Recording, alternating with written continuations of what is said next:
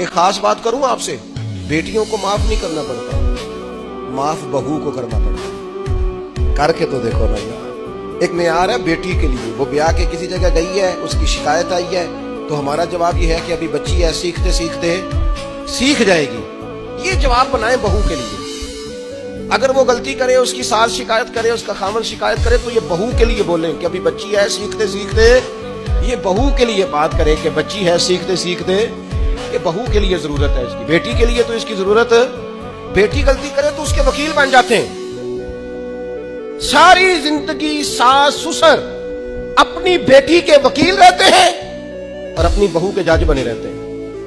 اس کے لیے فیصلے سناتے ہو، اس کی وکالت کرتے ہو، یہ بیٹی نہیں کسی کی، اس کے جج بن گئے ہو، اس کے حق میں فیصلوں کا اعلان ہے، اس کے لیے وکالتوں کا اعلان اچھے معنی دار ہے۔ مسلمان کا یہ اخلاقی رویہ نہیں ہوتا۔